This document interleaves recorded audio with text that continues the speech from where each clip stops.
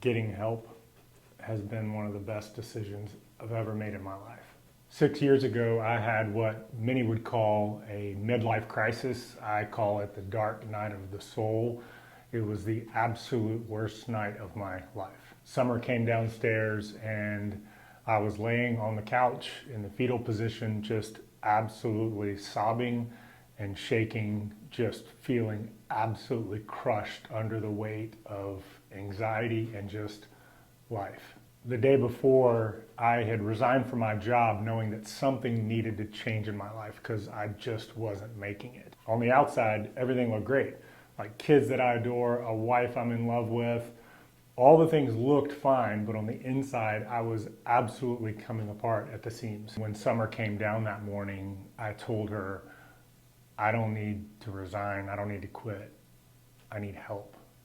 I'm not okay. I couldn't sleep, I couldn't work, I felt like I couldn't do anything. Summer and I started off with a 3-day intensive with a counseling service out in Indiana where I went there for 3 days, and then I kept meeting that person individually for the weeks and months that followed. We worked through my past, my trauma, all the things that had really been resurfacing and coming up during this time that made me feel like it was just getting crushed. You know, when you hurt any other part of the body, you get help. If you break a leg, you go to a doctor. If you break a tooth, you go to a dentist. If you pull a tendon, you go see a physical therapist.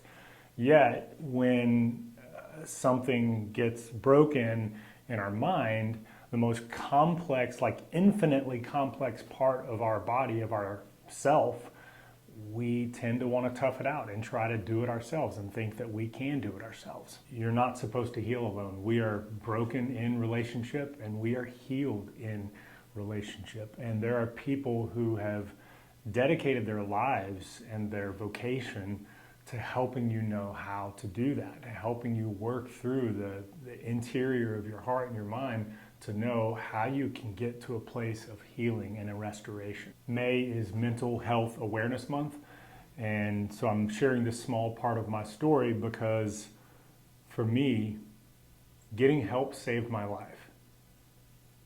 I don't know where I would be or if I would be if I had not gotten help. And if there's anything I would encourage you to do, if you're struggling, ask for help.